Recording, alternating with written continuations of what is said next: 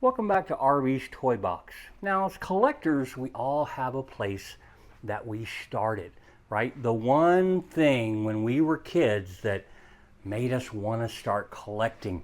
That could have been a comic book. It could have been, it could have been a magazine. It could have been a Matchbox card. A die cast. It could have been something with Star Trek or Star Wars or a movie that you watched or a character or even a stuffed animal. But it was something that you said was so special to you that it was important that you held on to that memory. And you began collecting things that had something to do with that. For RB's Toy Box here, for me, it was all the way back in the 70s with this camera right here. You stay tuned today on RB's Toy Box. I'm going to take a little bit of a walk down memory lane and show you some of the toys I had as a kid that I was able to recollect. And some of the items that somehow made it through all the years, and I still have them from all the way back in the 70s when I was just a little boy. Stay tuned. 1, 2, 3, go! Step into the magic on my fun-filled stage. RB's Toy Box is great for kids of any age. From Star Trek to 18 and retro toys too. Come join on my journey, making videos just for you. Today we are in the back office where I have the 70s and 80s room, if you will. I call it the vintage room, but it's where I've got my televisions, I've got my retro video game consoles, I have a few movie memorabilia stuff here and there, but for the most part, it's got this section right here that has the toys that I've collected that I had when I was a kid. These were things that were important for me to find because it was a toy that I remembered. Or the cool thing is, when I was going through, because some of you that follow the channel know that I had a stroke of sorts, chemically induced, that basically lost a good portion of my memory. And as a result, I've had to rebuild that over the years. And searching for some things really, really helped. The doctors kind of gave me an explanation of, what the official name of that was. You guys can look it up. But at the end of the day, when I would go through your collections on social media, I would find something that I had as a kid. And I didn't remember that I had it until I saw it. And then I would go back through photo albums and I'm like, oh, I remember having that now. And then I would go looking for it. And some of you may have found that that's part of the charm of your collection is, maybe you lost it, maybe you sold it, but it was an important thing for you. You went back and started looking for it. Now, let's flash back all the way back to, again, that first collectible item that I had, which was this camera and the history that goes behind it. Now, this little Kodak camera here, it seems, unassuming. It kind of looks vintage, obviously. But let me tell you the story about this. When I was a kid, and even now, I was a clean freak, all right? Yes, I was the kid that after he got done playing with his Matchbox cars, I would take them back to my room, I would wax them, and put them up on the shelf for next time. And I had all of my toys organized. I had the cars here, planes here. I had everything laid out, and everything had a place and everything in its place. Now, my father, being a military guy, kind of picked up some of that. But my mother, God rest her soul, was a professional house cleaner. She cleaned for millionaires, and she was highly sought after because of her organized format and desiring to keep everything in its place, and everything has a place. And as a result, I kind of got bit by that bug, and I, of the family, was the clean freak. So one day, my brother and I were sitting in the living room in Kentucky, and my dad comes up from the downstairs den where all of his collection and stuff was. And he brought me this camera. And he said, Ricky, I'm giving this to you because you take care of your stuff. And back then it had the camera, it had a tripod, it had a couple of other little accessories that have gotten lost through time. But I've somehow managed to hold on to this. Now, I make mention of that because I've been through some weird circumstances in my life to where everything I own has either been destroyed or stolen at least 3 times in my lifetime.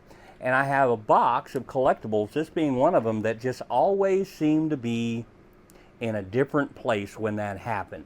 I'd either boxed it up and sent it into storage, or it was at my mom and dad's house when everything got ransacked. It's just really weird how I have maybe 5 or 6 things that just made it somehow to today. And even this I had to ship away for after I had moved down into the Central Florida area, all the way back from where this was being stored up in Kentucky to get them to send it down to me. Just because, again, that was just a weird circumstances that they found this box that had my stuff in it that was stored in their garage when we, PCS'd over into Germany while I was in the military. So this somehow has stayed with me.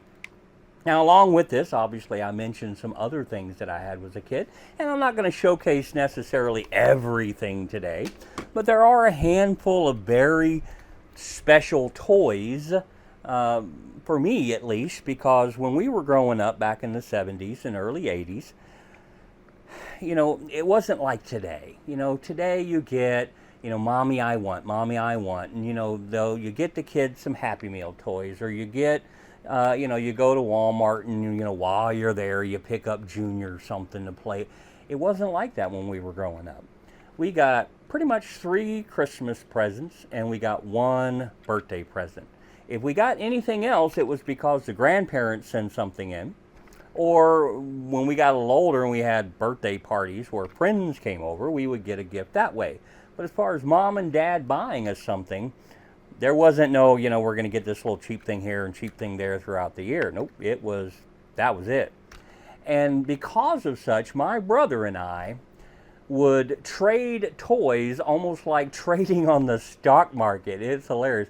We were like, oh man, I really want that right there, so I'll give you 2 of these for that, or I'll give you 3 of these for that. And then, a couple months later, he'd be like, man, I really want that back. I'll give you 3 of these for that. And we swapped toys back and forth. And he's 3 years older than me, but I mean, we pretty much always got the same era of toys, because we always watched pretty much the same television programs till we got, in our teenage years. But this was one of those that I have actually the original one. This is one that I picked up off of eBay just a few months ago. But this was one of those toys that we traded back and forth like crazy. And I don't know what it is about it, but it was just, this is a little Team Honda. It's got a little motorcycle in the back. It's a cute little car, a little 6-wheeler and stuff. But I mean, we traded this thing like crazy. And another one that I actually have a video on this. You really got to go check this video out because it's a really nice product. Was this Shogun action, the Sky Arrow 2 from the Shogun series.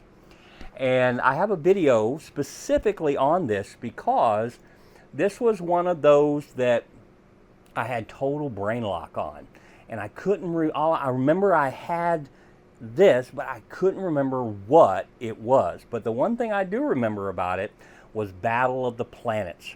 And because back then they didn't have the Phoenix that you could buy, at least that I knew of, this was our Phoenix. So when we were playing Battle of the Planets, right, the G-Force, and we even took fake looking watches and made ourselves these little, they look like G-Force watches when we got done with them, at least, with our little Crayola crayons and stuff. But this is what we used for the Phoenix when we were playing. And I was able to find one of these on somebody's shelf somewhere on eBay, and I paid $100 for it, but it was brand new in the box all the way back from the 70s. How cool was that? You got to check out that video, but it's pretty cool that I was able to find that. And my brother actually has parts and pieces of it. This even has the banned missiles in it that you can't get anywhere. They changed the missiles and had like this foot thing on the front of it, and kids were swallowing them or whatever. And when you look at that, you're like, they still could swallow that. It just makes it harder to pass it when it's got that stupid foot thing on it. But that's one of them. And, you know, I have a couple of cameras that I had when I was a little bit older. This I got when I was a teenager. And this is another one of those, I looked forever to find one of these in the red and white. And this is a remote control Mustang 2. And it is, it's pretty cool. Now this one doesn't function yet. I'm gonna tinker with it and get it working, but my dad gave me this and it was a wreck. Not this one, obviously. This is a replacement for it. But when my dad gave it to me, I mean, it was just all messed up and the electronics didn't work or anything. And I took it apart, I fixed it up, I waxed it, I made it look really, really nice. And it was my pride and joy because it's very detailed. It's a very nice remote control, especially for back in the 70s and 80s. And what I used to do for this is put invisible tape. Maybe you did this too, right? You know, mark it down in the comments if you did. But I put clear tape on the wheels so I could do spin outs and donuts in the kitchen. I wonder how many else did that too. And then I have this Mini Bandit that, again, repurposed. This isn't the one that I had, but you know, I wanted to go and try to find one that had that 80s vibe. There were 3 that we had, the 2 like Doom buggies and then this one. And you know, normally when we would get that, one of us, you know, Daryl would get one of them and I would get the other, and then one of them was 49 megahertz, the other one's 27, you remember. And then we had this guy right here, and I don't know if I made a video on this or not, maybe I should, but I did a complete restoration of a couple of these and gave one to my brother for Christmas. And this is, you know, the Bigfoot, you know, this was a really big deal back in the day to get a hold of one of these. This is one of the, you know, you open up the last present on Christmas morning type thing, and we were, oh, you know, because this was a big deal to get a hold of one of these. There's 3 or 4 of this particular set back in the day, and I even had the key. Most people are like, oh man, how'd you get a hold of the key? And just happened to come across an eBay, and you got to stay on that. When you go looking for something like on eBay, it's just not there every day. You got to, you know, wait for that somebody to put it on there and then go after it. And let's see here, we have Blip. Oh man, did this start some fights when we were kids. The Blip game, right? It's got a motorized mechanism inside. It's got a little red dot that goes back and forth. But you would have to guess the button ahead of time. Now, this is why it started in so many fights, this and the Atari. I was born with an eidetic memory, which means I memorized everything I saw. It was like a photographic memory, only next level. It's one of the reasons why I was, you know, an honor graduate going through the military, is because I could literally remember everything I was exposed to until I lost my memory. This was one of those where there's a pattern. And if you memorize the pattern, you win every time because it's not random. It has, I can't even remember how many combinations that it goes through. It was quite a few. It was like 70 some, you know, that it goes back and forth. And I just memorized the pattern and, you know, walked through. And I played this thing down time after time after time to try to memorize, you know, the pattern when I realized there was a little bit of pattern going on. And eventually figured it out, and then like every time that we would play, I would win, and my brother would get so mad. And like I said, some of the games that you play on Atari are the same way. If you memorize the pattern and the pulse rate of the controller, you'll win every time. So, you know, little things like that I was able to pick up on. Of course, we all have the Etch-a-Sketch, and I have 2 or 3 versions of the Etch-a-Sketch. This was one of the biggies that we got when I was a kid. And I have a pretty decent review on this one as well, and that's this tank. This is a Remco tank from the 60s, and when we got it, it wasn't in the 60s. I don't know where my dad was able to purpose 2 of these, but my brother and I both got one. I think it was Christmas. I honestly don't remember actually when I got it so much as that I know I had it. And you know, it has the just forward and backwards and the bang, bang, bang shooter in it. You want to check out that video? I did a very detailed video on it. But this was one of those that when I remembered that I had it, I went looking for it. I bought a couple of them and then kind of pieced them together. And then I found a vendor online that had eBay. God love eBay. And he had repurposed the bullets and the shells and sticker kits for it. So you could literally rebuild this thing back almost to its original condition if you found a decent chassis and then got the bullets and the stickers and the shells, and boom, you got literally, hey, it's like it's back in 1975 again, and you're opening it up on Christmas morning when you have something you've literally rebuilt. This, I'm not gonna, I'm gonna leave it over there. It's the McDonald's. And the McDonald's I have is, let me pull this over here. You guys like these UGC videos, so let's pull this over here. It's my McDonald's playset. And I had one of these, again, when I was a little boy. And this is one that I picked up, fairly inexpensive. It had all the parts and pieces to it, all the cars. And then I got a sticker kit from somebody on eBay and just went through and replaced all of the stickers on the trays and everything. And I made a new mat for it so it would fit properly. Of course, I have the original mat, but I did one of my own. I scanned it in and redrew it and then created one on vinyl instead of that paper. And then recently, matter of fact, as of right now, McDonald's is doing some really cool little McDonald's toys. You might want to check that out at McDonald's. But that is one of the ones that I had when I was a little boy. Here's another one that you guys may have had. And that's these ZK235s. And they have a magazine in the front here that you pull out. And then you shoots these yellow and red plastic pellets.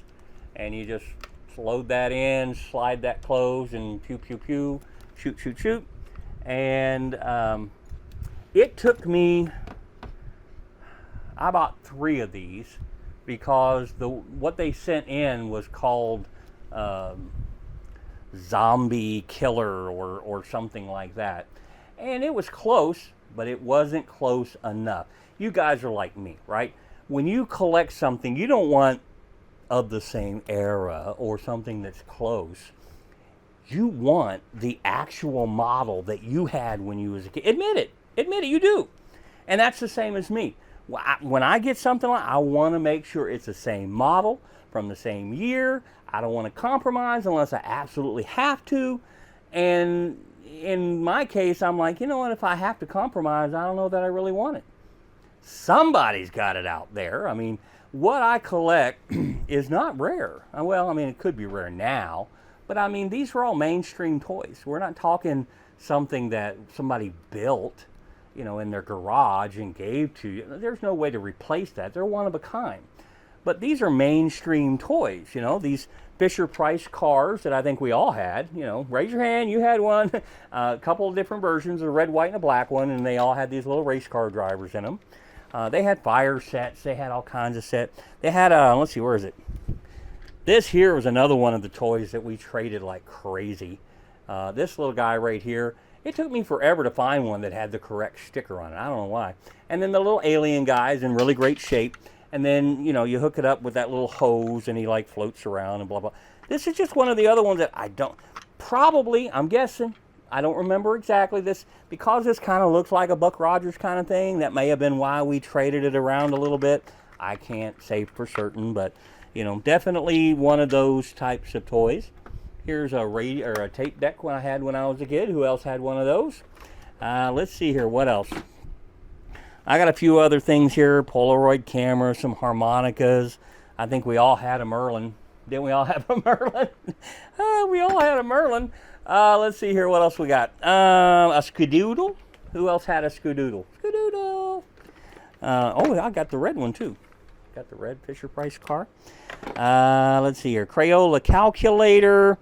Some Etch-a-Sketch. There's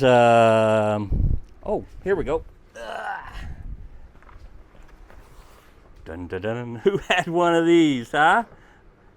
Every good artist had one of these.